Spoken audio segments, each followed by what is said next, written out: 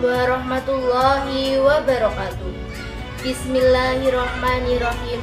Alhamdulillahirabbil alamin.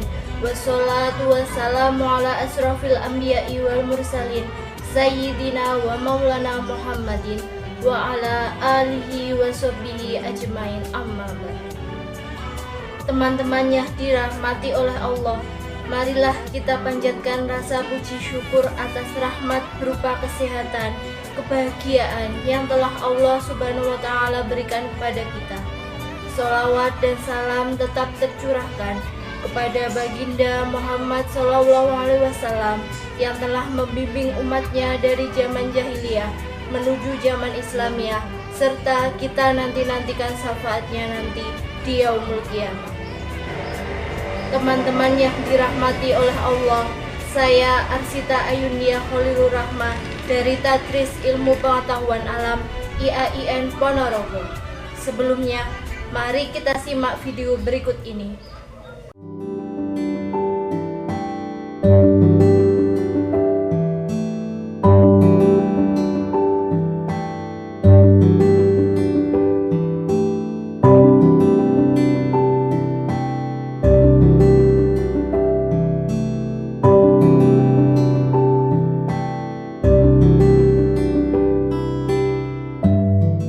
Dari video tersebut menunjukkan ilustrasi sampah antariksa yang mengitari bumi. Apa sih sebenarnya sampah antariksa itu?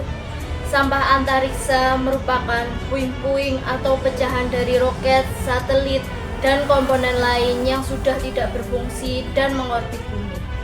Sampah antariksa memiliki ukuran yang bervariasi, mulai dari partikel yang sangat kecil hingga puing besar seperti satelit yang sudah tidak aktif lagi. Selain itu, terdapat juga artikel yang berjudul "Ruang Angkasa Kian Padat, Sampah Antariksa Jatuh dari Langit. Bagaimana Mitigasinya?". Pada artikel tersebut memaparkan bahwa pada awal 2025, penduduk bumi dikejutkan oleh jatuhnya puing-puing luar angkasa dari uji coba roket Starship milik SpaceX yang gagal mendarat. Peristiwa ini menyebabkan kerusakan properti di Kepulauan Turks dan Caicos yang berada di wilayah Kepulauan Karibia. Sebelumnya, pada 2024 akhir, sampah antariksa juga jatuh dari langit dan mendarat di sebuah desa terpencil di Kenya. Badan Antariksa Kenya mengidentifikasi objek tersebut sebagai cincin pemisah roket peluncur yang berdiameter lebih dari 8 kaki dan berat lebih dari 1.100 pon. Kejadian jatuhnya sampah antariksa atau space debris tersebut bukan hanya sekali dua kali saja. Bahkan di Indonesia pun pernah beberapa kali ketibanan sampah dari luar angkasa. Meskipun sampai saat ini tidak menimbulkan korban jiwa, resiko sampah antariksa di masa depan tidak bisa dianggap enteng.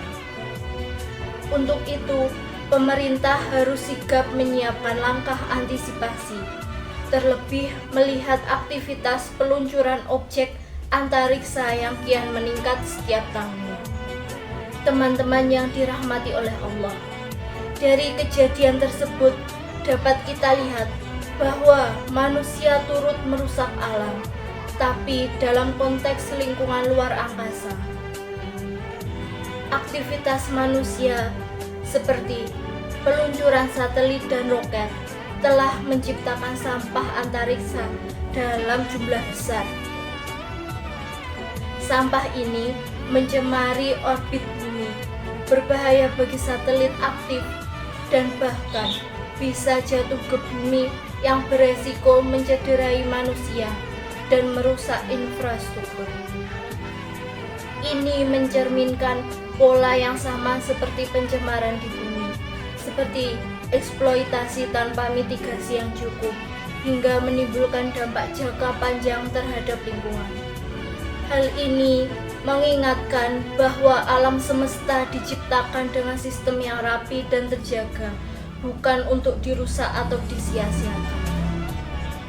Pernahkah kita berpikir sejenak dari rutinitas harian, lalu mengadahkan ke langit? Padahal setiap hari Allah suguhkan kepada kita langit yang indah dihiasi awan, pelangi, matahari terbit dan terbenam, bahkan bintang-bintang di malam hari. Maka dari itu, hari ini mari kita renungkan bersama kandungan yang luar biasa dari surah Fussilat ayat 12. Allah memberitahukan kita bahwa langit tidak diciptakan sembarangan. Ayat ini bukan hanya mengajarkan tentang keajaiban penciptaan, tapi juga menyimpan pelajaran penting bagi kita dalam melihat hubungan antara iman dan ilmu, antara alam nyata dan alam gaib.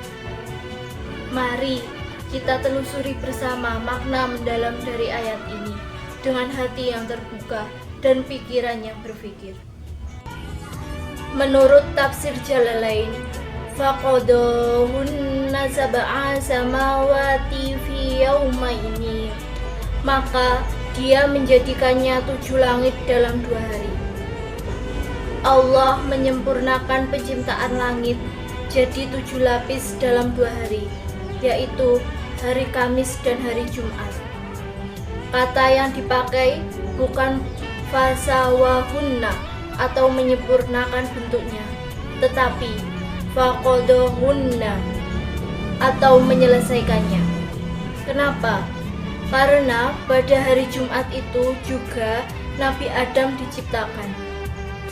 Jadi memang proses penciptaan seluruhnya sudah rampung atau sudah selesai. Makanya dipakai kata yang menunjukkan kesempurnaan atau selesai total. Selain itu, kenapa Allah menciptakan langit dalam 2 masa atau 2 hari? Karena Allah ingin menunjukkan bahwa segala sesuatu yang besar dan sempurna itu butuh proses. Bahkan penciptaan langit dan bumi pun bertahap. Ini merupakan pelajaran untuk manusia bahwa jangan hanya ingin hasil yang instan saja. Bersabarlah dalam proses. Dunia ini ada aturannya. Allah mengisyaratkan bahwa setiap bagian dari langit punya perencanaannya dan pengaturannya. Langit itu bukan sekedar ruang kosong. Ia penuh dengan fungsi, dari gravitasi, orbit planet, hingga sistem bintang yang saling terhubung. Semua dibuat dengan aturan dan hikmah, bukan hanya kebetulan. Wa auha fi kulli samai amroha, dan dia mewahyukan pada tiap-tiap langit urusannya. Artinya, setiap lapisan langit diberi tugas atau aturan masing-masing. Isinya seperti malaikat atau makhluk lain, juga diberi perintah untuk taat kepada Allah. Walaupun kita tidak bisa melihat secara langsung.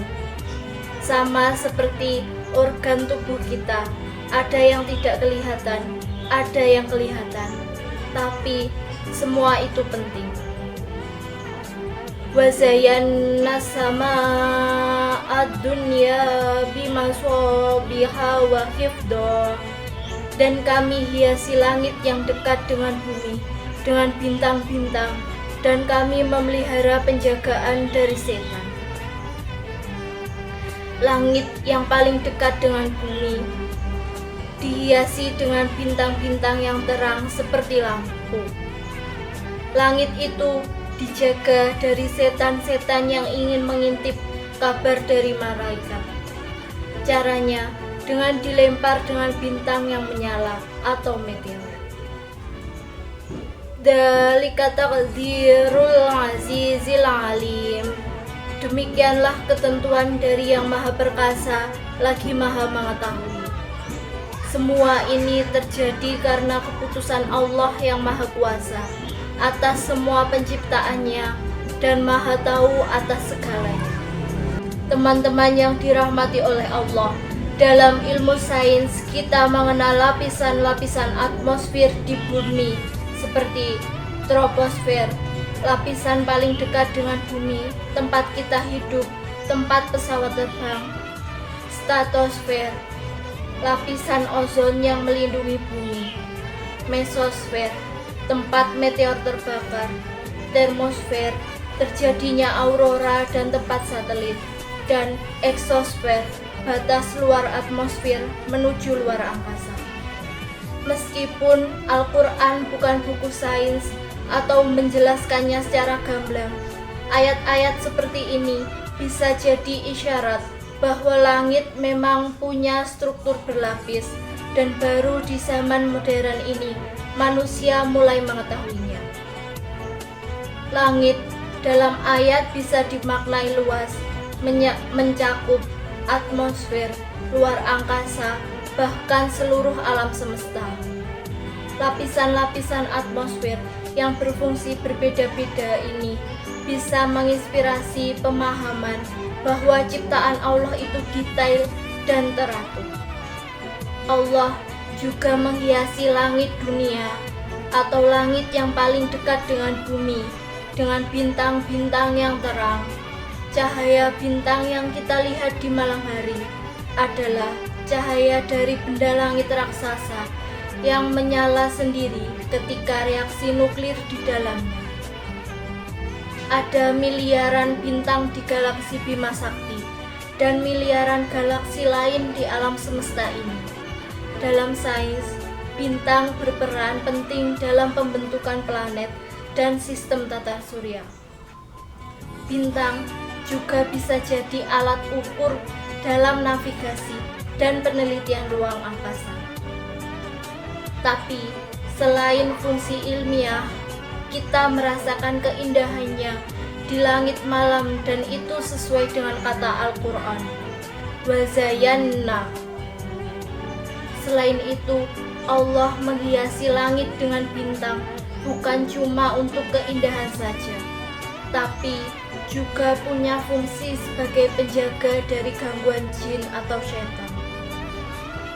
Bukan bintang dalam artian matahari raksasa, yang dimaksud adalah syihab atau cahaya seperti bintang yang kita lihat menyala dan melesat di langit yang dalam sains disebut meteor.